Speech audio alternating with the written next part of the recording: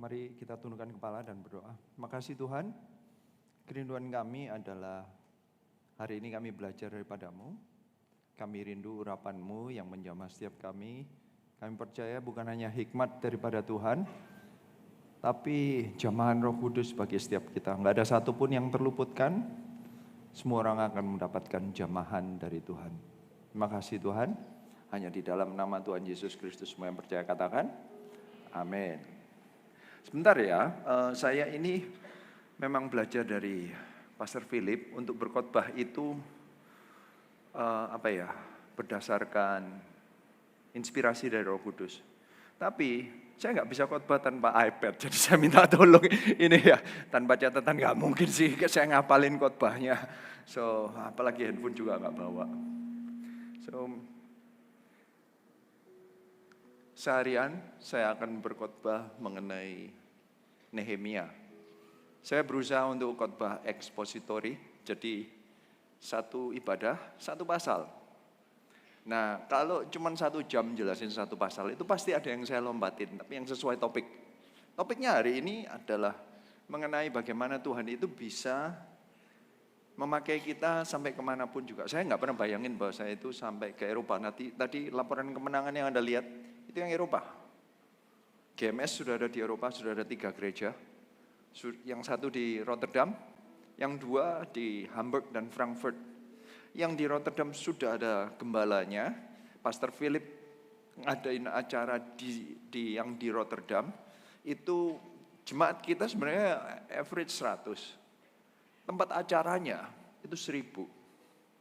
Jadi kalau Anda bayangin, jemaat yang rutin hadir 100.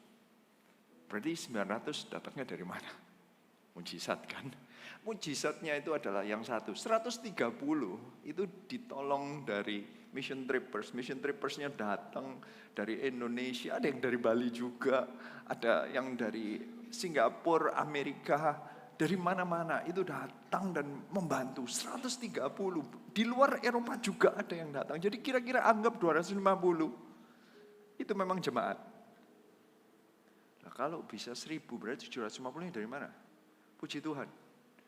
Dalam acara itu 2 hari, itu 3 sesi, itu 800 sampai 900 orang selalu hadir. Jadi ada 600 plus. Itu Tuhan yang mengirim. Itu mujizat yang pertama. Berikan tepuk tangan bagi Tuhan Yesus Kristus. Itu salah satu ceritanya, itu benar-benar orang yang memang dia cari gereja, dia keliling di depannya gereja lewat sama Asher suruh masuk. Sampai di dalam dia dengerin khotbah, ada yang menjamah dia bertobat, dia menyerahkan diri untuk dibaptis. Terus datang CG. Jadi sekarang sudah jadi jemaat hanya gara-gara nggak sengaja. Itu kalau nggak Tuhan kan nggak mungkin. Alkitab itu penuh dengan cerita orang-orang itu dipertemukan. Orang seperti orang Ethiopia dan Filipus itu ditemukan sama Tuhan. Itu Filipus gak cari-cari, gak kenal sama orang Ethiopia ini. Tuhan yang mempertemukan dengan sengaja orang gak kenal disapa. Hei, ada apa kamu baca? Itu benar-benar dipertemukan. Dan Tuhan itu yang mendorong-dorongkan. Ibarat GMS Rotterdam itu yang Filipusnya, meskipun usaha ya, tapi kan orang gak kenal sama Ethiopia. Dikirim-kirimin. Ini ada satu. Nanti saya ceritain, ada satu orang yang dikirimin Tuhan. Ya sekarang aja saya pasang ya. Ini aja, tolong pasang videonya Peter, tolong dipasang, silakan. So you said that you didn't like church. No, it's not about. What is it? I found out about religion and about love. That's a big difference. Yes. So, that's really a personal experience I had. God showed me at a certain moment. I hope that now that you've got a glimpse of what a church that should express love, and we tried to do it. No, I think it's way more. Well, for us, it's still a glimpse. Yeah. God is way more loving than what we showed.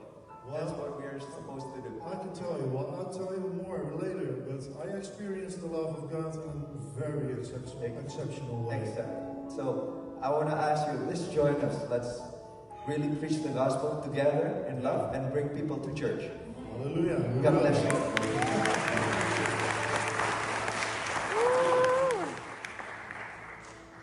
Well, Sekarang, ya, berikan tepuk tangan bagi Tuhan Yesus. Sekarang Anda tahu saya kalau di Eropa saya harus ngomong bahasa Inggris. Karena yang dikirimin orang-orang seperti itu. Jadi saya lagi mikir sih. Filipus itu ngomong sama orang Ethiopia bahasa apa ya? Filipus orang Ibrani. Dia biasanya mungkin ngomong Aramaik. Tapi kalau ketemu sama orang Ethiopia, bahasa apa?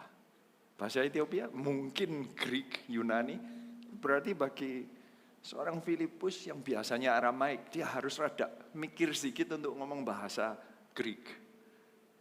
Ini punya bahasa sendiri orang Ethiopia, harus ketemu di tengah. Itu orang Belanda. Dia ngomong Inggris, ketemu tengah dengan saya sama ngomong Inggris. Tapi tengah-tengahnya yang tertransfer, itu bahasa itu kan konsep, itu nanti kan bisa miss kalau dalam bahasa. Kata-kata bisa diterjemahkannya beda-beda. So, apa yang bisa diterima oleh seseorang, itu kesaksiannya lada panjang. Itu seseorang yang ternyata mendapatkan satu feed di Facebook dari temannya yang hadir di hari Sabtunya. Tapi dia bilang itu jelek feednya. Video tangan soalnya. Tapi dia tertarik, jadi dia hadir di hari Minggunya. Karena dia hadir di hari Minggunya, kemudian dia mendengar ada acara ucapan syukur di hari Seninnya. Dia hadir di hari Senin. Saya hari Senin itu biasanya kalau mission trip itu kami sediakan untuk para pelayan untuk mengucap syukur, thank you kepada Tuhan yang ada kesaksian, saling menguatkan bagi yang melayani di acara. Biasanya begitu kita. Jadi hari Senin ini setelah acara itu hari Senin siang biasanya kita ngadain atau pagi. Dan itu waktu itu acaranya Senin siang. Orang ini jemaat baru, bukan pelayan. Jadi saya ini kenal yang pelayannya. Jadi saya tahu saya sapa terus habis itu ketemu orang ini saya kayak, siapa ini orang? Kok ada orang yang kesasar ke sini gitu ya. Tapi herannya saya ini memberanikan diri sapa dia, kemudian saya tanya, kamu ada kesaksian enggak? Ada. Kamu nanti mau kesaksian naik? Mau? Saya nggak ngerti, saya tergerak aja. Tapi biasanya yang saya suruh pelayanan orang-orang yang saya tahu dan saya sudah tanya dulu kesaksiannya apa. Ini saya nggak tahu kesaksiannya apa. Saya suruh maju, ternyata dia maju. Puji Tuhan, memang Tuhan itu baik. Itu dipertemukan. Ini orang yang dipertemukan oleh Tuhan. Ini orang kayak orang Ethiopia. Dia ngomong begini, kemarin saya datang ibadah, saya nggak tahu ekspektasinya apa, dan saya merasakan kasih. Kasih. Dia datang 2 jam ngelihat ibadah. Kesimpulan dia bukan teratur ya, bukan. Kesimpulan dia bukan lagunya enak ya. Dia yang ngomong lagunya enak. Tapi kesimpulan kata-kata pertama deskriptif yang dia munculkan gereja ini adalah gereja ini penuh kasih. That's what I want to build. Satu gereja yang bisa menunjukkan kasih. Baik itu di ibadahnya, dimanapun. Orang itu berkata, ini orang Kristen lama, dia itu sudah lama orang Kristen, dia bahkan menginjil, dia itu pelayanan tapi nggak mau ke gereja, dia ngomong saya nggak suka gereja. Tapi dia bisa membedakan sekarang gereja yang agamawi atau gereja yang nunjukin kasih. Dan bagi dia, ya saya kan ngomong itu tadi itu, ya kami berusaha nunjukkan kasih, dia ngomong no, way more, dia ngomong begitu malah. Enggak, engkau menunjukkannya lebih daripada cuman kasih. Saya kayak, what? Enggak seneng, kayak bukan enggak seneng ya, kayak ya terpuji ya, saya bangga sama tim kita, gereja kita, tapi dalam 2 jam, apa sih, kok bisa nunjukin kasih? Saya mengucap syukur sih. Kita ini ada di gereja yang sampai ke Eropa loh. Orang bisa ngerasain kasih, kesimpulannya. Jangan sampai kalau Anda ngelihat GMS, ngelihatnya itu ibadah yang luar biasa. Which, ya nggak apa-apa, tapi itu bukan kekuatan kita, oke? Ini bukan gereja yang banyak pelayannya. Oh iya, gereja kita ini banyak pelayannya. At least 25% itu melayani. At least, di mana-mana. Kalau di Europe, harus 80%. Ya, jemaatnya 1.000, jemaatnya 100, ruang tempat ibadahnya 1.000, yang melayani siapa? Yang 100-100-nya harus melayani semua. Iya kan? Gimana caranya? So, bukan gereja yang penuh karunianya hebat, talentanya hebat. Bukan, itu yang dilihat oleh dia. Yang dilihat oleh dia adalah kasih. Dia ketahuan kalau orang Kristen karena dia ngomongnya begini, saya melihat buah-buah roh dinyatakan. Wah, ini kan orang Alkitab biasa sekali, dia ngomong buah-buah roh. Saya tahu orang ini dikirim sama Roh Kudus untuk memberikan tim kita itu semangat. Tetap layanan ya. Saya tahu kita ini kan nggak sempurna ya. Kita tahu kita nggak sempurna. Tapi ketidaksempurnaan kita kalau diterimanya kasih so what gitu loh. So kalau Anda ditantang untuk pelayanan dan Anda bilang, tapi saya kurang punya keahlian, nggak apa-apa kalau nunjukin kasih. Dasarnya harus kasih. So katakan ke sebelah Anda, ayo pelayanan karena kasih.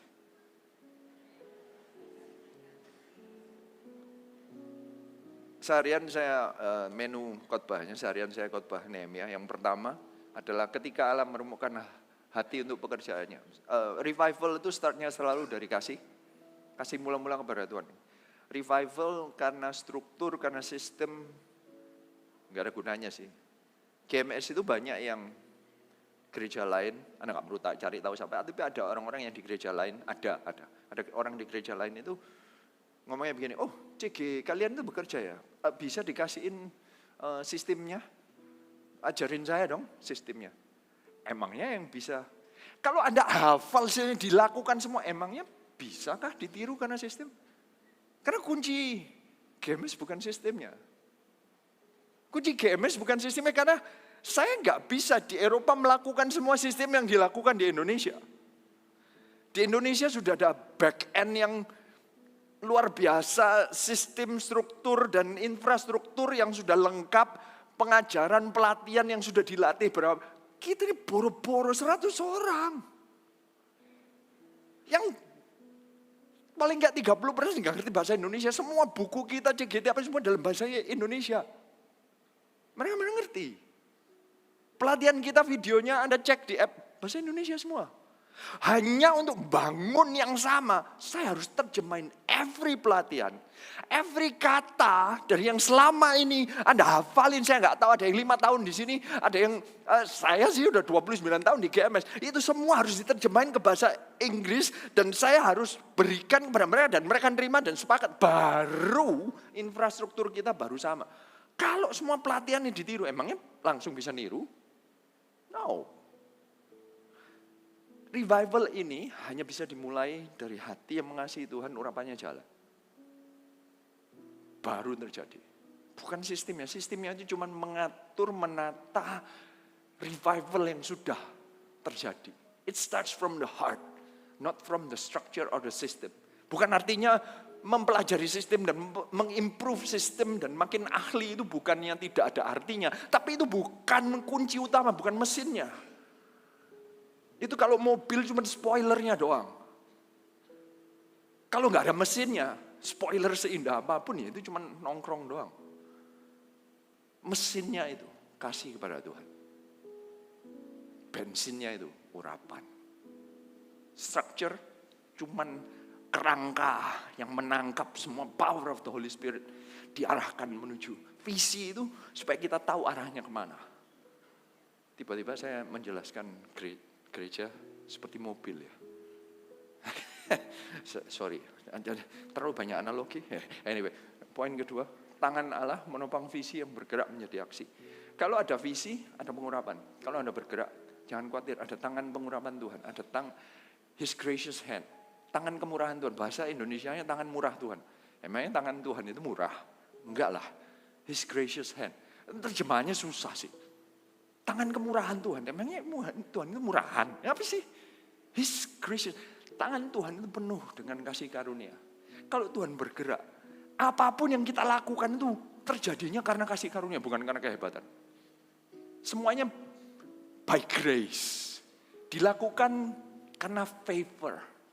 Terjadi karena orang, ya sudahlah kalau untuk engkau kuberikan. Sepertinya begitu. Jadi bukan saya earn it. Saya enggak earn. Earn itu kan saya layak mendapatkannya. Semua yang kita dapat di Eropa itu hanya karena by His grace. Saya nggak layak mendapatkannya. Kita nggak layak mendapatkan 1.000 orang dan 49 baptisan. Enggak. Itu by His grace. By His gracious hand. Orang ada visi, mengadopsi visi, ada urapan, ada profesi yang menyertai. Musa berkata, aku mau ambil visimu. Laut Merah dibelah. Itu profesi, itu urapan.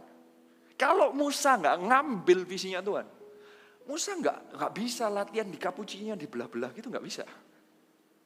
Kalau dia nggak jalanin visi, nggak ada. Urapan itu bukan untuk mainan. Urapan itu bukan skill. Urapan itu adalah penggenapan visi Tuhan, tapi lewatin orang yang jalaninnya. Makanya Anda jangan pikir, gimana cara dapetin urapan Tuhan? Simple. Jalanin visi kerajaan Allah. Anda lihat, urapan Tuhan akan jalan melalui Anda. Saya nggak perlu belajar gimana cara nyembuhin orang. Di Eropa itu, orang sembuh itu kayak, tapi apakah saya harus, ngeri gak? Ya, fokus. I want to heal. Enggak.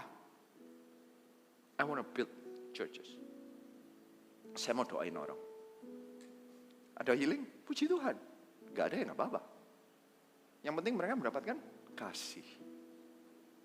Itu yang tadi, Peter namanya, itu dia sudah mengundang beberapa temannya untuk datang. Yang teman-temannya itu, istilahnya adalah street evangelist. Jadi dia itu sudah melayani Tuhan. Percaya Tuhan, melayani Tuhan, tapi nggak punya gereja. Orang yang melayang-layang bergentayangan. Pelayan bergentayangan. Itu banyak di Eropa. Jadi sebenarnya mereka itu rindu, tapi mereka nggak tahu what to do. Pelayanan, tapi bayangin street evangelist gimana. Kalau Anda ketemu orang mau baptis, terus gimana? Nggak dicegihkan, nggak di... Mau baptis, terus dia mau baptis di mana? Dia nggak punya. Dia punya jabatan pendeta kah untuk baptis? Enggak. Kalau di GMS, CGL pun bisa baptis karena apa? Di GMS ada pendetanya yang baptis. Jadi apapun yang kita lakukan pelayanannya itu enggak percuma, ada yang nangkep gitu loh. Seperti ada banknya, kalau Anda kerja tapi enggak punya bank untuk tempat nyimpan, Anda kerja pun nanti seperti kena ketiup angin hilang. Tapi kalau ada gereja itu, Anda bekerja keras itu ada tempat untuk menyimpannya. Gereja, CG itu seperti tempat lumbungnya untuk menyimpan apapun hasil kerja kerasnya. Itu selama ini evangelis jalanan seumur hidup mereka pelayanan tapi nggak pernah ngeliat. Jadi dia itu ngumpulin para evangelis. Saya mengucap syukur berarti sebentar lagi banyak pengkhotbah yang jago. Kenapa? Mereka sudah biasa khotbah, cuma selama ini nggak pernah memuridkan orang. Gara-gara satu orang merasakan kasih. Convert ya. Sudah masuk CG. CG-nya meledak. Itu CG isinya biasanya 15, sudah 27 orang yang datang. Dalam waktu 2 minggu. Berikan tepuk tangan bagi Tuhan Yesus Kristus.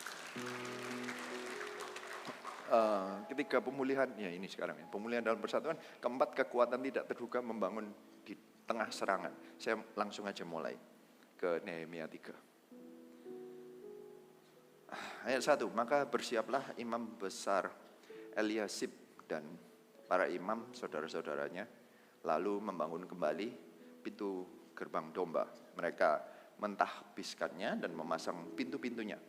Mereka mentahbiskannya sampai menara Mea, menara Hananeel. Berdekatan dengan mereka, orang-orang Yeriko membangun. Berdekatan dengan orang-orang itu, Sakur bin Imri. Pintu gerbang ikan dibangun oleh Bani Senaa. Mereka memasang balok-balok, lalu memasang pintu-pintunya dengan pengancing-pengancing dan palang-palangnya. Berdekatan dengan mereka, Meremot bin Uria bin Hakos mengadakan perbaikan. Dan berdekatan dengan dia, Mesulam bin Berekia bin Mezezabeel. Susah banget ya. Tapi kenapa saya baca semua ini? Karena siapapun yang pernah melayani, ada bentuknya melayani di CG, di departemen, melayani di FLC, melayani di choir, melayani di apapun, asyir di acara apa, yang pernah melayani. Angkat tangan. Angkat tangan, yang pernah melayani. Ya, Anda tahu nggak? Nama Anda itu dicatat di surga. Meskipun nggak ada yang hafal mungkin nama Anda, karena Anda mungkin nggak punya posisi. Ini tanpa posisi. Ini yang imam berjejeran dengan yang orang Yeriko. Itu berarti orang yang bertobat dari musuh. Gitu. Berdekatan dengan siapa lagi? Berdekatan dengan, itu dicatat satu persatu sama Alkitab.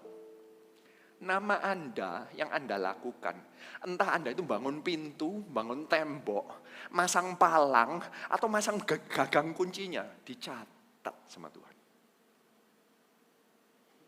Gak ada pelayanan yang percuma. Ada yang lihat Anda, on stage, backstage, tetap dicatat sama Alkitab. Pelayanan kepada Tuhan itu gak ada yang percuma. Katakan ke sebelah saya, makanya melayani. Karena pelayanan ini bukan untuk kita tampil atau dapat jabatan atau dapat pujian dari manusia. Ini terbukti Alkitab itu mencatat satu-satu. Serius. Setiap nama yang sulit-sulit bagi saya. Bagi dia gampang kali ya. Dicatat semua. Bisa saja ini kan. Ini berdampingan antara Bapak Samuel dengan Bapak Lani. Berdampingan dengan keluarga Sarwono. Loh, serius? Pelayannya mau yang di Eropa, mau yang di Bali, berdampingan dengan Pak Dewantono yang sekarang sudah ada di LA. Sebentar lagi saya kunjungin Dewantono, kalau ada yang mau titip apapun, kasih ke saya. Mau rambak, dia suka rambak, dia kangen rambaknya. Ya, sambal, jangan-jangan kebanyakan saya nanti ditangkap di pintu gerbang Amerika. Ya, ini dicatat satu persatu. Saya teruskan ya. Berdekatan dengan dia Sadok bin Baana mengadakan perbaikan, dan berdekatan dengan dia orang-orang Tekoa. Hanya pemuka-pemuka mereka tidak mau memberi bahunya untuk pekerjaan Tuhan mereka. Apakah semua ikut? Enggak, ada yang enggak ikut. Pintu gerbang lama diperbaiki oleh Yoyada bin Paseah dan Mesulam bin Besoja. Mereka memasang balok-balok, lalu memasang pintu-pintunya dengan pengancing-pengancing dan palang-palangnya. Berdekatan dengan mereka, Melaka, orang Gibeon, dan Yadon, orang Meronot, mengadakan perbaikan beserta orang-orang Gibeon dan Mispa yang berada di wilayah kekuasaan bupati daerah sebelah barat Sungai Efrat. Detail banget kan? Dari kampung itu loh, yang area sana, itu loh mereka bantu. Dicatat satu persatu. Berdekatan dengan mereka Uzil bin Harhaya, salah seorang tukang emas, mengadakan perbaikan. Ini di tengah-tengahnya, ini ada orang yang kaya, orang miskin. Bersebelahan. Pelayanan di gereja, itu seharusnya tidak melihat suku. Ini sukunya berbeda-beda. Ada orang Yeriko, ada yang imam, ada yang punya pengetahuan teologi ya, keluarga pendeta. Ada yang keluarganya dari dulu orang Kristen, ada yang dari kepercayaan lain, ada yang lahirnya mungkin di pulau lain. Ini berdekatan, bersebelahan, selalu kamu berdekatan. Di CG, kalau Anda pilih-pilih, hanya yang cocok. Itu bukan spiritnya Alkitab. Bangun kerajaan Allah itu yang mempersatukan kita, bukan kesamaan hobi, kesamaan ras, kesamaan bahasa, kesamaan asal-usul kelahiran Anda. Nanti geng Medan di Bali kumpul sendiri. Ada kampung orang Lampung misalnya gitu ya. Kadang ada yang ngegeng-geng gitu loh. Di gereja enggak loh. Yang mempersatukan itu visi mereka sama-sama membangun tembok. Tahun depan itu tahun unity. Apa yang mempersatukan kita? Karena kita sama-sama punya karunia bernubuat? Enggak kan? Apakah karena kita sama-sama bisa nyanyi? Kalau iya, sama dengan saya. It's a joke. You don't know. Ya, Anda kalau dengerin yang lainnya, ya. Apakah gara-gara kesamaan kita karena kita perumahannya sama? Ya itu kan CG kalau perumahannya di satu CG. Enggak, persamaan kita seharusnya visi yang sama. Saya temukan di Eropa ataupun Amerika. Ada gereja-gereja itu yang kesamaannya karena dari asal-usul tertentu. Jadi banyak gereja-gereja itu yang gerejanya munculnya adalah, saya sebutkan nama negara apapun, ada gereja-gereja yang strukturnya gini. Gereja Filipina, gereja Myanmar, gereja Indonesia, gereja Malaysia, jadi berdasarkan suku. Berarti kesamaannya di gereja itu apa? Tanah kelahiran. Yesus secondary. Benar kan, namanya aja gereja Indonesia, gereja Myanmar, gereja Filipina. Berarti yang diutamakan adalah kalau kamu bukan orang Filipina, meskipun kamu nyembah Yesus, pindah ke tempat lain dong. Yang saya mau bangun di Eropa bukan gereja Indonesia. Gereja yang memuliakan nama Tuhan Yesus.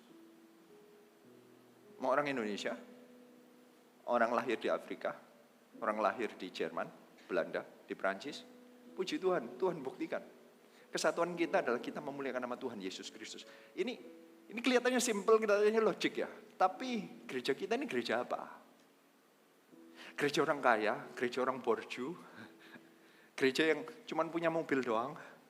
Apa? Gereja apa? Atau gereja yang memuji Tuhan? Karena ada cap-cap tertentu yang dicapkan ke gereja. Sama di Eropa, sama di Indonesia. Kita ini harus gereja yang memuji nama Tuhan. Saya mengucap syukur itu kesimpulannya orang-orang yang masuk ke gereja kita.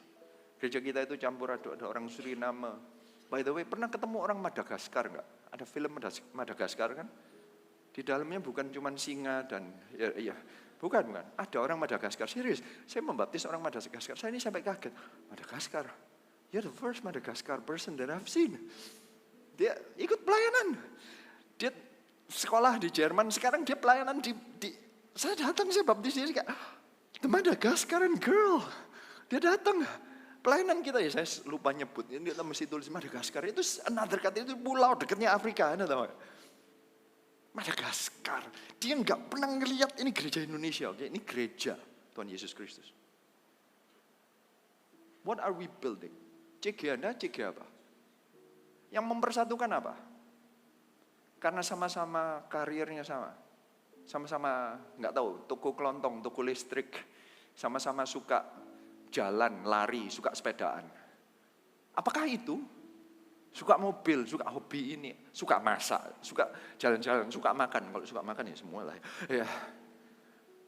Apa? CG Anda dasarnya apa? Anda menolak, oh, jangan, itu nggak cocok sama kita. Karena kita kan, karena sudah dari dahulu kumpul, karena sudah kenalan, karena sesama teman, apa? Atau sama-sama mengasihi Tuhan. CG yang Anda bangun itu apa? Keberhasilan Nehemia untuk membangun, dia tidak menolak. Yang orang Tekoa, yang punya tukang emas, itu orang kaya itu. Atau mereka semua mau berdekatan, atau orang itu imam berdekatan dengan orang Yeriko. Yeriko itu kota terkutuk kata-katanya. Kalau bisa hancur nggak pernah dibangun lagi. Tapi ada orang Yeriko di sini, ini orang istilahnya orang terkutuk. Kalau Anda ngelihat ini hidupnya masalahnya kacau, Anda mau terima di CG, Anda bersebelahan pelayanan bersama dengan dia nggak? Keberhasilan Nehemia, dia bisa ngelihat yang utama itu Tuhan yang diutamakan, dan semua visinya sama, nggak peduli latar belakangnya kayak apa, mereka bisa bersebelahan pelayanan bareng. Kesamaan mereka Yesus.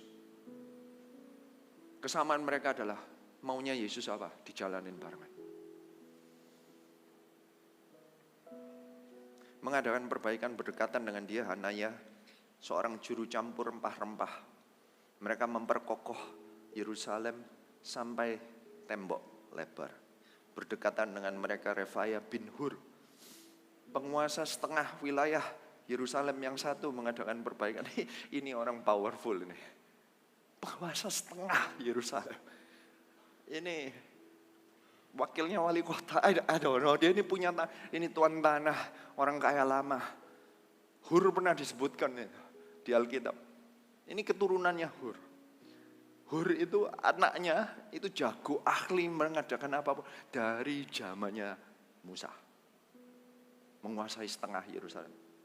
Kerja keras. Saya mengucap syukur GMS ini. Ada yang konglomerat, ada pegawainya, 1 JG. Bisa?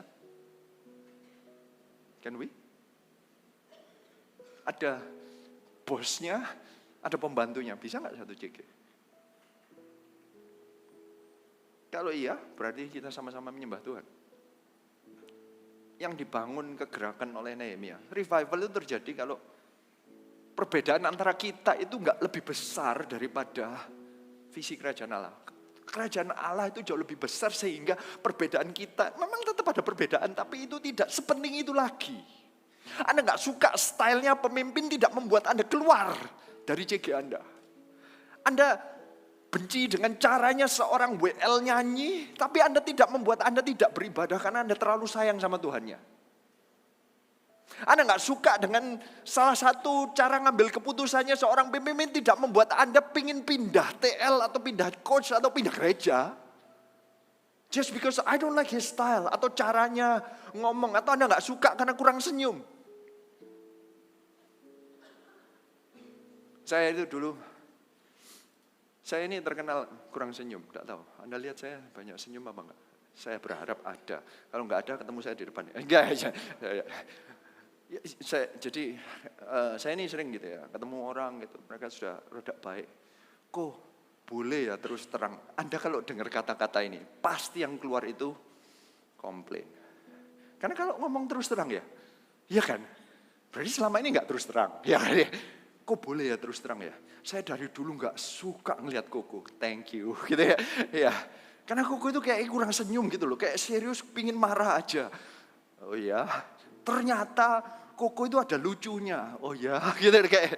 Ya, kan Anda ngelihat saya lagi serius. Kalau saya nggak serius, saya di sini cengengesan. Anda mau dengerin orang yang cengengesan? Saya ini sangat menghargai firman Tuhan. Saya serius. Bayangin kalau saya di sini nyantai pakai celana pendek. Iya, ngerti gak sih? Anda dengerin saya sama aja enggak toh? Itu sebenarnya saya suka guyon, nggak mau serius ya bisa lah. Tapi kalau saya nggak serius, berarti saya nggak nganggap firman Tuhan ini berharga. Saya nggak nganggap waktu Anda nggak berharga berarti dong. Saya kenapa berjas? Karena saya menghargai waktu saya, waktu Anda dan waktu saya.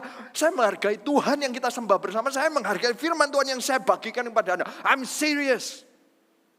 Ini mempengaruhi kehidupan Anda, memulihkan masa lalu Anda, dan membentuk masa depan Anda. I'm that serious. Masa saya cengengesan? Masa saya, nggak apa-apa Tuhan akan pakai Anda. Will you take me seriously? Because this is serious. Ini urusan orang kalau mau mati didoakan dia terima Tuhan. Ini urusan surga dan neraka. Serious work. Sorry kalau saya kurang senyum kalau lagi ngomongin yang kayak begitu. Tapi di tengah-tengahnya ada ketawanya kok. Contohnya, kan saya bisa nyanyi. You should laugh at that, oke? Masih nggak ngerti nggak apa-apa. Nanti lama-lama nggak ngerti. Saya akan melatih terus ya. Bagi saya itu lucu sih. Anda nggak tahu. My joke is different, oke? Kalau Anda nggak ketawa katanya, oh jayus. Enggak, my joke is just different, oke? Kata orang itu jayus, dead joke. Enggak lah, cuma beda generasi. Sama aja ya.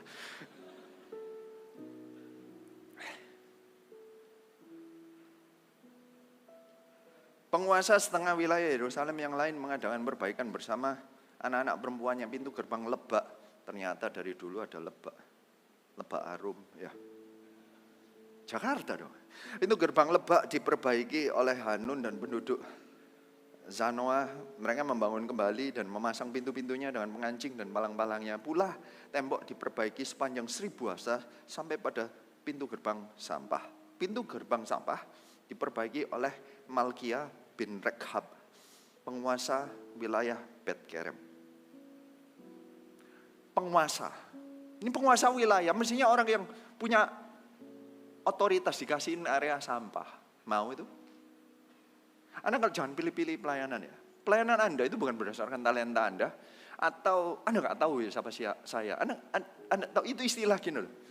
Saya ini sebagai usher dulu. Jadi kadang kita itu ada acara-acara besar. Kalau Pastor Willing ada acara itu kan semua orang datang gitu ya. Jadi kadang mereka itu ingin masuk padahal rame penuh. Kadang kita menjaga itu jangan sepenuh di dalam gitu. Terus dia nanya saya, kamu nggak tahu siapa saya? Aneh gak ya? Kalau saya nggak kenal dia ya nggak tahu lah, ya kan? Kok dia nanya saya gitu loh ya? Kalau dia nggak tahu saya nggak tahu dia. Ya kalau dia nanya kamu nggak tahu siapa saya itu kan ada aneh ya. Satu, menandakan bahwa dia merasa diri terkenal padahal saya nggak kenal. Berarti sebenarnya dia kalau ya istilah saya maafkan terlalu membesarkan keterkenalannya dia, benar nggak ya? Istilah saya sombong sebenarnya kan. Masa pertanyaan kamu nggak tahu ya siapa saya? Berarti dia punya istilahnya apa ya? Aduh, saya masih lupa istilahnya. Nuntut hak itu apa sih? Nggak keluar istilahnya. Bahasa Inggris soalnya. Thank you. Entitlement. Jadi dia itu selalu, ya kalau bahasa Inggrisnya kata-kata istilah Karen. Karen tahu ya? Haknya dia itu harus pokoknya hak dia yang paling penting. Dia itu self-entitled person. Jadi kamu gak tahu ya siapa saya? Gak tahu Pak, sorry. Saya ini kenal Pak ini. Saya gembala disebutin saya ya kenal. Saya pikir ya kan. Ya tapi maksudnya, jadi dia itu nuntut. Orang yang self-entitled itu gak bisa melayani. Anda lihat di gereja dan CG-nya Nehemia, gak ada self-entitled person di sana. Orang yang punya penguasa, urusan sampah, I'll do it. Saya mengucap syukur, orang GMS. Mau konglomerat yang punya gedung apa, bersihin lumpur di KKR ya mau. Ini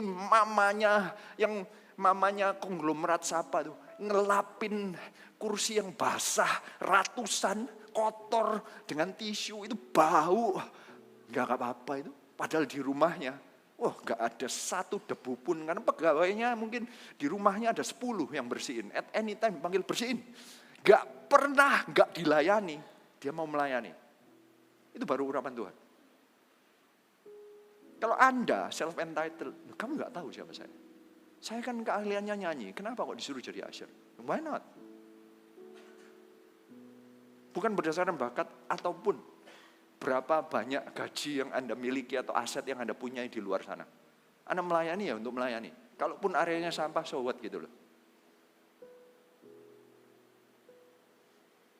Pintu gerbang sampah diperbaiki sudah. Ia membangun kembali dan memasang pintu-pintunya dengan pengancing-pengancing dan palang-palangnya. Pintu gerbang mata air diperbaiki oleh Salum bin Kohlose. Saya hampir bacanya Koloke. Penguasa wilayah Mispa. Pintu gerbang itu dibangunnya kembali. Si Anda ketawa, gitu ngomongnya saya nggak ketawa, ya toh. Itu tuduhan berarti, fitnah, ya kan. Ya anyway, ya.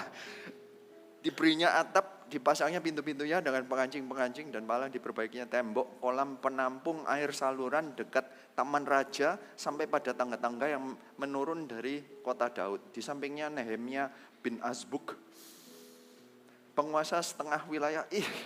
Banyak penguasa nih mengadakan perbaikan sampah di depan pekuburan.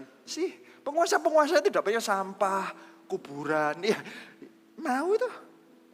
Di depan penguburan Daud dan sampai pada kolam buatan dan rumah para pahlawan, di sampingnya orang Lewi. Orang Lewi itu dihargai di sana. Biasanya orang Lewi itu kerjanya cuma doa. Mereka dibayarin sama, mereka itu cuma 1/12 dari suku, mereka itu dibiayai biasanya. Jadi mereka itu gak pernah ngelayanin biasanya. Maksudnya secara fisik melayani, mereka itu tak doain, saya yang persembahkan korban. Itu urusannya orang Lewi. Maunya ngurusin yang bait Allah. Orang Lewi mau itu ngangkat bata, keringetan, mau orang Lewi.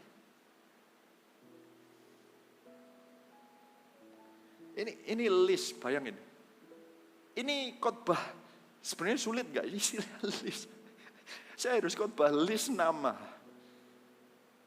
Saya mengucap syukur ada Roh Kudus. Ini semua list nama sampai bawah. Saya harus ngeluarin apa artinya. Saya belum latihan ini di rumah. As we grow through, saya khotbahkan. Jadi saya baru kaget artinya di situ. Sama-sama. Sampai mana tadi? Lewi. Where is Lewi? Lewi. Oh ya. Yakni Rehum bin Bani dan berdekatan dia Hasyaba, penguasa setengah wilayah Kehila, yang satu untuk wilayahnya. Banyak penguasa. Di sampingnya saudara-saudara mereka yakni Binui bin Henadad, penguasa setengah wilayah Kehila yang lain. mengadakan perbaikan. Berdekatan dengan dia, Ezer bin Yesua, penguasa Mispa, memperbaiki bagian yang berikut. Di depan pendakian ke gudang senjata dekat sudut. Di sampingnya Baruk bin Zabai memperbaiki bagian yang berikut. Dari sudut sampai pada pintu masuk rumah imam besar Eliashib. Di sampingnya, sebentar. Anda lihat bahwa ini mereka itu ada plan. Gak ada celah. Ini itu kalau dilihat, itu mereka itu membuat dari sini sampai sana. Kalau ada petanya itu, mereka itu gak ada yang terputus. Semua itu bekerja sama. Padahal kita tanya kerja sendiri. Kelihatannya area tersendiri. Sebenarnya mereka gak bisa ngelihat yang sana. Tapi ada pemimpin yang menyambungkan. Dari sini ke sini. Kalau Anda itu ngerjain satu CG, Anda kenapa sih? Karena Anda gak tahu di sana ada yang kerja gini. Kalau kita gak nyambung gini, nanti gak nyambung. Sonasi, sebagian sini disuruh. Itu karena ada rencana.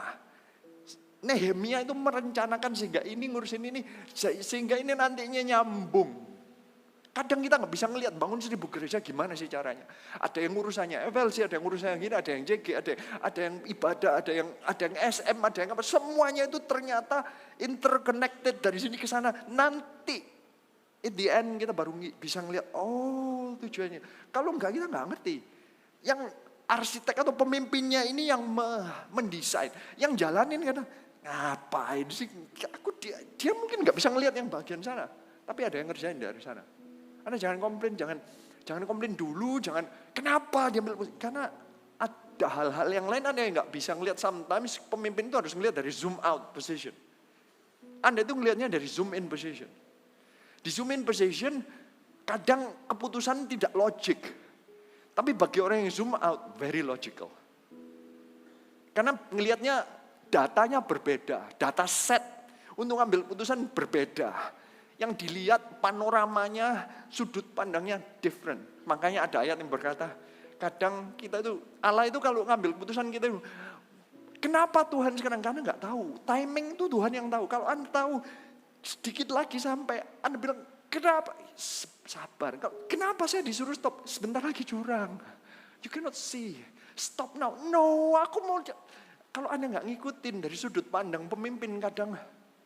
Nanti Anda kalau sudah, jatuh why don't you tell? Sudah. Jadi makanya minggu lalu kan ngomongin stop. Anda nggak mau, ya itu terlambat.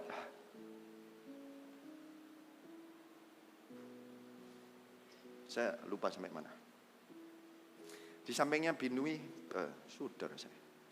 Papal bin Uzai mengadakan perbaikan di depan sudut, di depan menara yang tinggi menonjol dari istana raja dekat pelataran penjagaan. Di sampingnya Pedaya bin Paros mengadakan perbaikan sampai di depan pintu gerbang air di sebelah timur, di depan menara yang menonjol. Adapun para budak bait Allah tinggal di Ofel.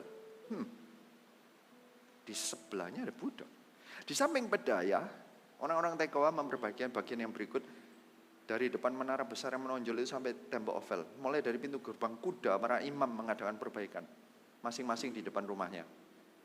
Di samping mereka Sadok bin Imer mengadakan perbaikan di depan rumahnya. Di sampingnya Semaya bin Sekhanya, penjaga pintu gerbang timur. Di sampingnya Hananya bin Salemya dan Hanun anak Salaf yang keenam memperbaiki bagian yang berikut. Di samping mereka Mesulam bin Berekiah mengadakan perbaikan di depan biliknya.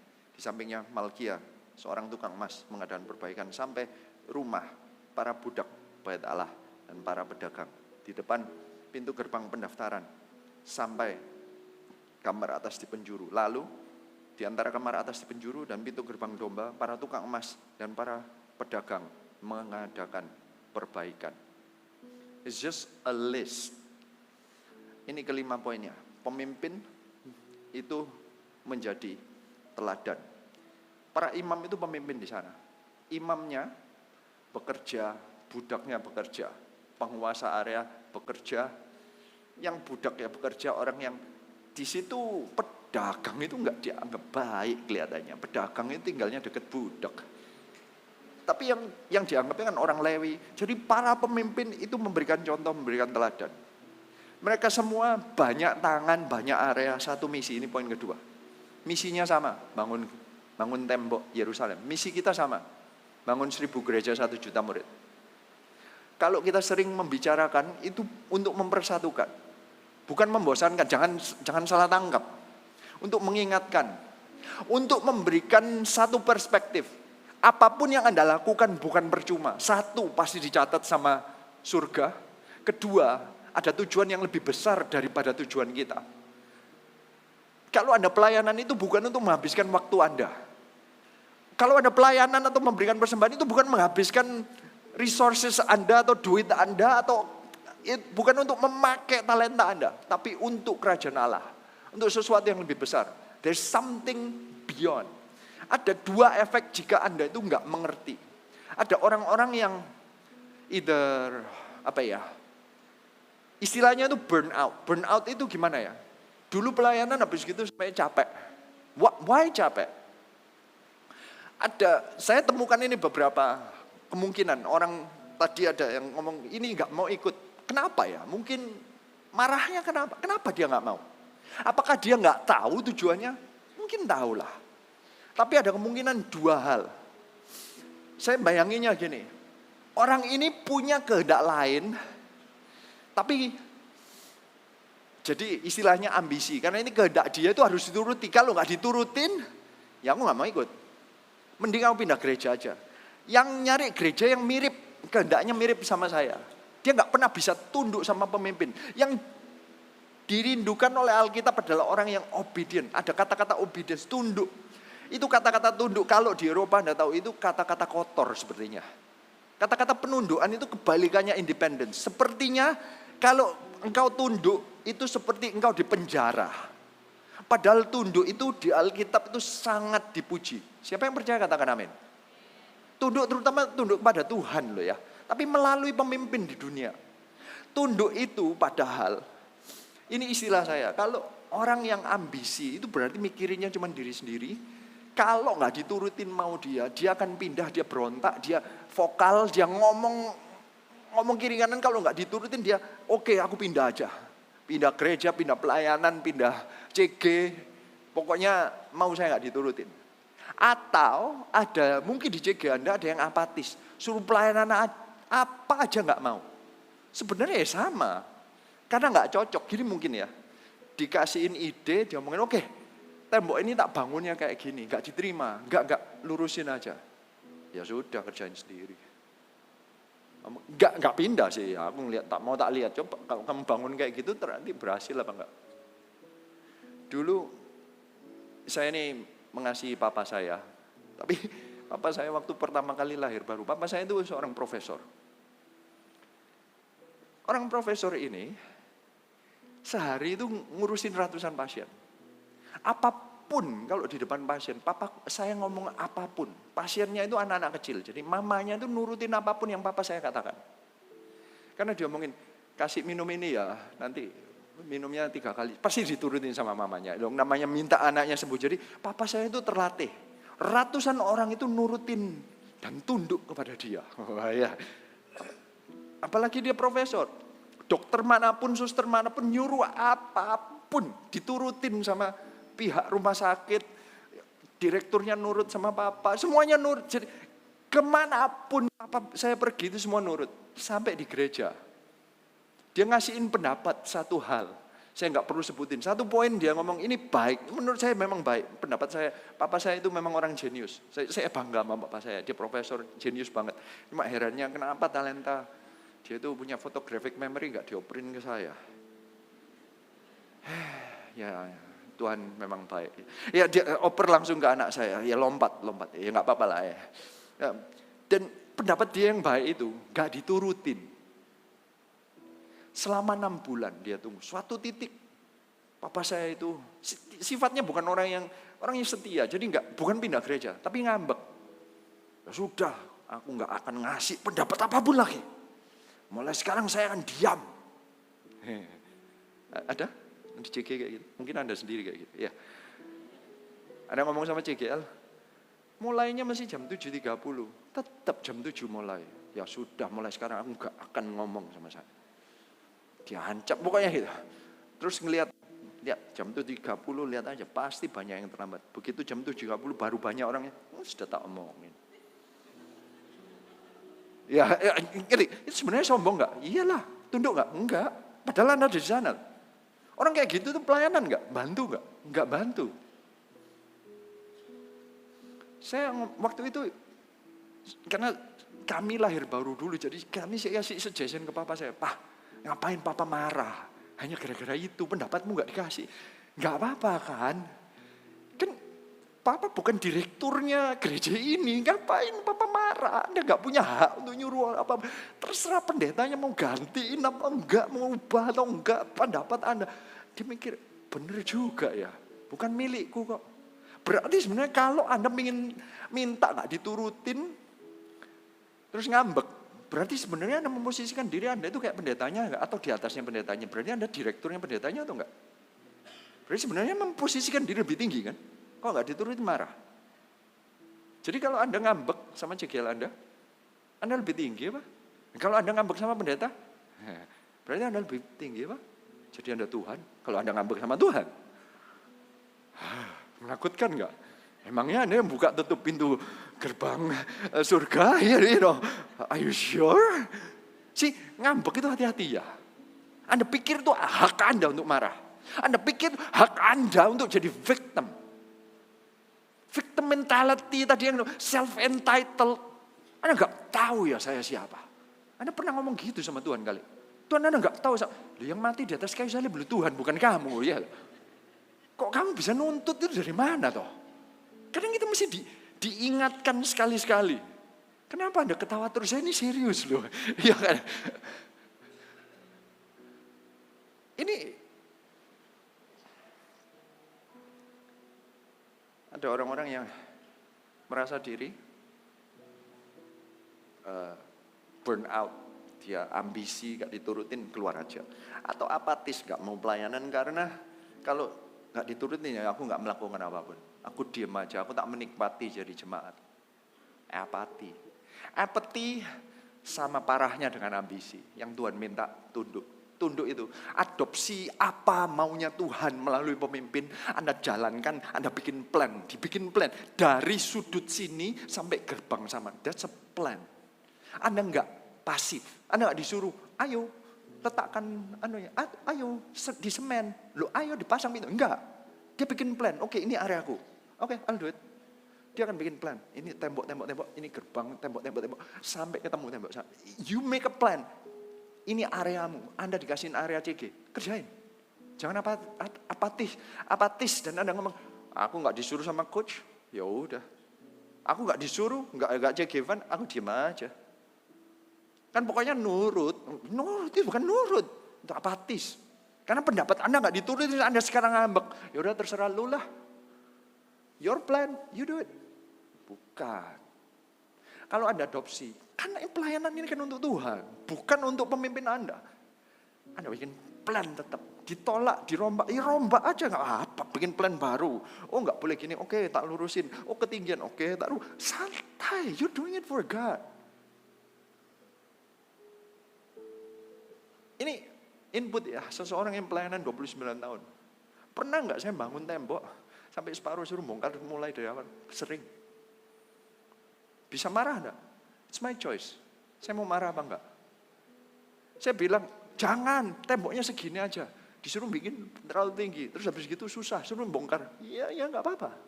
I'll do it. 29 tahun, I've done it. Tanpa saya harus nyalain siapa benar, siapa salah. Peduli amat. I'm doing it for God. Pokoknya nanti temboknya ada. Mau pendek, tinggi, secepat apa. Does it matter? Kalau Anda marah gara-gara itu, Anda bilang, saya nggak cocok, ini bukan gereja untuk saya. Enggak, Anda mau jadi pendetanya aja. Self-entitled, Anda kamu nggak tahu siapa saya. Saya lebih tinggi dari pendeta. Oh ya? Kalaupun tidak, poin ketiga, ketekunan dan kualitas diperhatikan Allah. Ini dilihat bahwa mereka itu nyampe, menyelesaikan. Ketekunan dan kualitas itu Tuhan tetap perhatikan. Poin ketiga, kalaupun tidak semua ikut, pekerjaan tetap jalan. Meskipun tadi ada banyak sih yang disebutkan, yang ini nggak ikut, ada yang disebutkan cuma anak ke-6. Berarti yang anak 1 sampai 5 mungkin nggak ikut kerja. Tetap kerja nggak? Tetap. So kalau ada yang hilang, keep on going. Sedih nggak saya? 29 tahun ini saya pernah melihat ada orang-orang yang dulu saya ngelihat, saya kadang tanya, karena Bali ini, saya itu sejak di zaman itu loh, kita itu kayak zaman Bollywood, Anda tahu nggak? Saya khotbah depan saya ada tiang. Jadi saya dengan jemaat itu seperti film Bollywood, saya ngelihat sini, ngelihat sana gitu ya. Karena khotbah kita ada tiang di tengah-tengahnya. Ada yang sejak zaman itu ada? Nggak ada ya? Ada yang ada angkat tangan. Oh ya, ya. Anda tahu nggak? Perjalanan Bali itu salah satu perjalanan kehidupan pelayanan saya juga. Karena sebenarnya mungkin Anda nggak tahu. Tak ceritain. Altar call pertama saya itu di Bali. Oke. Jadi selama hidup saya khotbah sebelum itu saya belum pernah altar call. Altar call pertama saya itu, saya sembunyi di balik tiang itu, oke. Karena ada tiang, saya pikir, ini waktu yang baik untuk saya ngaltar call orang. Saya ngaltar call sambil saya tutup mata. Sekarang saya ngaltar call dengan melek mata, basically ya. Dulu saya altar call tutup mata. Tahu kenapa tutup mata? Bukan nyari Tuhan, saya ini malu ngelihat. Kenapa? Kalau saya altar call nggak ada yang maju gimana? Saya masih ngeliatin diri sendiri. Dan di depan saya itu kelihatan banget. Ada orang yang terlalu setuju sama saya. Maksudnya dia tuh tidur selama saya khotbah. Jadi gini terus. Dia nggak tahu, dia mungkin kerja semalam. Tapi saya di depan saya pikir, aduh ini khotbah saya hancur. Orangnya ngantuk, aduh gimana. Altar call dulu cuma berapa orang ya, memang sedikit ya. Jadi kalau satu aja ngantuk dari cuman berapa puluh itu berarti kan presentasinya tinggi, orang-orang itu bosan nih ya kan. So saya ini tutup mata. Terus kemudian saya yang mau maju dan orang itu yang ngantuk itu dia maju dan kayak, loh kok maju?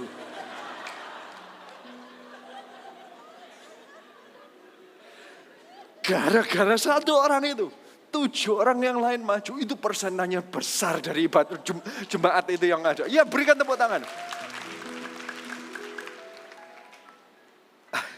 Jadi saya nggak tahu itu, sampai sekarang saya nggak tahu. Orang itu sebenarnya karena kaget di altar call, jadi suruh maju ya. Atau memang dijamah Tuhan, I still don't know till now. Dan gak perlu tahu. Anda kalau jadi pemimpin, peduli amat yang mau maju siapa. Nanti Tuhan akan buat orang maju, oke? Betul, gara-gara saya tahu dari awal itu. Jadi saya kadang itu ngelihat ada orang yang ada terus sekarang hilang. Sedih loh. But do I stop serving? No. Saya akan tetap melayani. Kalaupun mereka nggak ada, I will call out, saya akan tanya, mereka masih ada nggak? Kalau ada, saya gembira luar biasa. Ada yang hilang sementara, tapi ketemu lagi itu senangnya ampun. Tapi kalaupun mereka nggak ada, will I stop serving? No, I will serve. Hidup saya tidak ditentukan kalau teman saya ikut apa tidak. Hidup saya tidak ditentukan kalau orang tertentu membuat saya kecewa atau enggak. Mau kecewa atau enggak, saya akan tetap melayani Tuhan. Pelayananku untuk Tuhan. Bukan enaknya rame-rame. CG, kalau semua enggak hadir, Anda tetap hadir. Kalau CT Anda bilang, kamu datang enggak? Anda bikin poll di grup tersendiri. Anda datang CT enggak? Kalau banyak yang datang, Anda baru datang. Enggak. Datang enggak datang, Anda lakukan untuk Tuhan. Mereka mau datang, Anda tetap datang. Kalau enggak ada, enggak apa-apa. Aku akan support my leader. Saya berharap dengan ini sebentar lagi kalau CT presentasinya naik. Ya.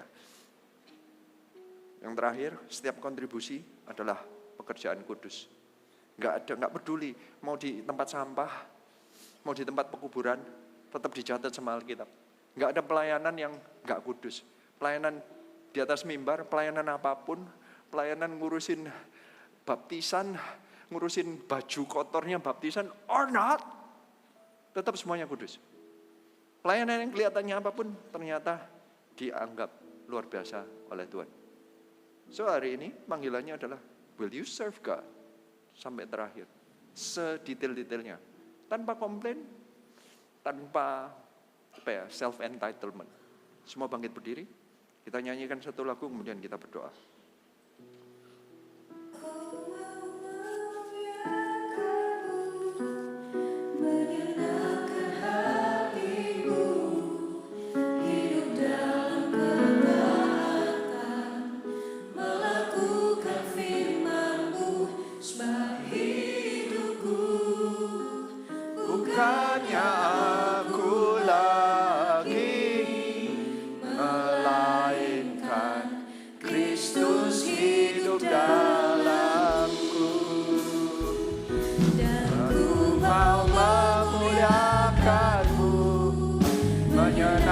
menyenangkan hatimu di dalam ketaatan, melakukan firman-Mu setiap hidupku.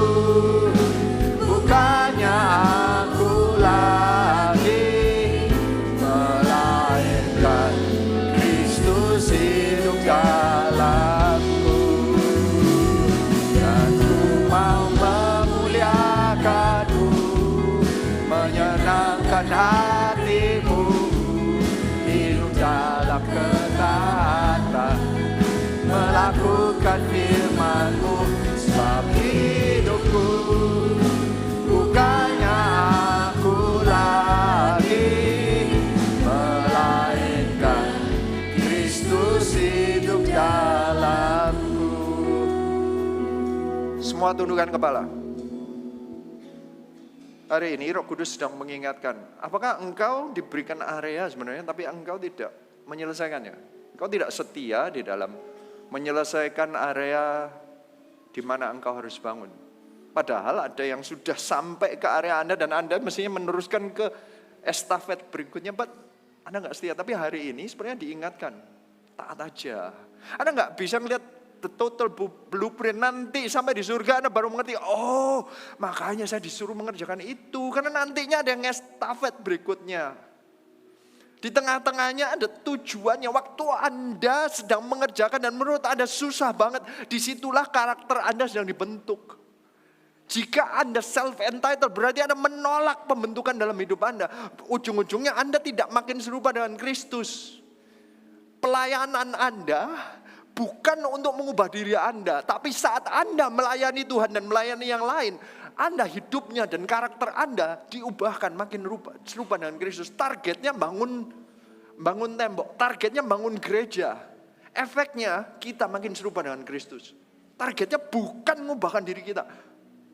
Targetnya bukan sifat kita makin baik. Targetnya jangan my best life now. Targetnya jangan my gifts now. Targetnya bukan my blessing, my-nya di take out. Your kingdom, your church. Targetnya bangun gereja Tuhan. Tiba-tiba gifts ditambahkan, blessing ditambahkan, karakter diperbaiki. Saat engkau melakukan your, tiba-tiba kita itu diangkat lebih tinggi dari ambisi. No eye has seen, no ear has heard, no mind has ever conceived what God has prepared for those who love Him. Anda gak bisa bayangin Anda itu sepertinya menjadi seperti apa, kecuali Anda sedang mengerjakan apa yang Dia mauin, yaitu bangun gereja.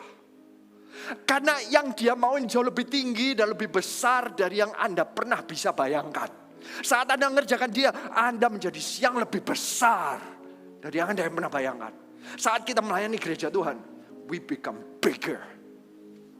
The anointing of God Anda membangkitkan semua talenta dan karakter yang Anda gak pernah bisa bayangkan bisa terjadi dalam kehidupan Anda. Tuhan sedang mencari orang-orang yang mau melayani Tuhan. Tuhan sedang mencari bani-bani yang tersebutkan ini. Ini namanya panjang, berarti banyak di antara sini. Ada yang sudah melayani tapi mungkin sudah mulai capek.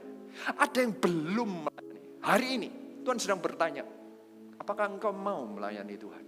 Benar-benar melayani Tuhan, di posisi apapun, di pengembalannya siapapun, di CG mana, Anda sudah pernah diundang CG, Anda gak mau. Anda sudah pernah ditantang jadi sponsor, Anda gak mau. Sekarang, jangan self-entitled. Jangan sok rohani, jangan sok keminter gitu loh di hadapan Tuhan. Layani, tukang emas aja mau, penguasanya setengah Yerusalem aja mau. Ngelayanin di penguburan aja mau, di sampah aja mau. Anda nggak mau karena CG-nya kurang baik, CG-nya kurang jago ngomong, kurang pinter, atau Anda mau, aku mau mendengar, I'll serve. Di CG manapun, di pelayanan apapun, posisinya baik buruk, doesn't really matter, karena aku melayani Tuhan. Nama Anda akan tercatat.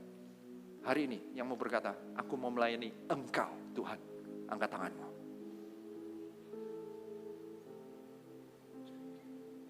Ada yang ngangkat sampai di dada berhenti terus melipat tangan lagi. Jangan, lepaskan keakuan Anda. Izinkan hidup Anda diangkat oleh Tuhan menjadi lebih besar. Layani Tuhan, yang mau angkat tanganmu benar-benar free. Yang mau melayani Tuhan, angkat tanganmu. Yang mengangkat tangan ini, maju ke depan. Biar bertindak, Anda deklarasikan kepada Tuhan. Ini hidupku, aku mau melayani Engkau. Anda tahu enggak? Tuhan akan mencatat setiap kehidupan Anda. Nama Anda tercatat di dalam kitab kehidupan. Bukan karena kehebatan Anda, tapi karena Anda mau berserah. God save me. Posisiku, kekayaanku, karirku, bakatku tidak menyelamatkanku. Hanya Yesus yang menyelamatkanku. Oleh karena itu aku melayani Engkau. Ini deklarasi Anda. I serve Him because Dia yang menyelamatkan aku. Bukan karena pengetahuan Alkitabku, tapi karena Yesus menyelamatkanku. Oleh karena itu aku melayani Tuhan. Ini deklarasinya. Ayo semua yang angkat tangan, jangan malu-malu, maju ke depan. Kita akan sepakat dengan Anda, biar Anda dipakai Tuhan. Anda membangun area tertentu sampai area tertentu. Bangun CG Anda, bangun area Anda, bangun keluarga Anda.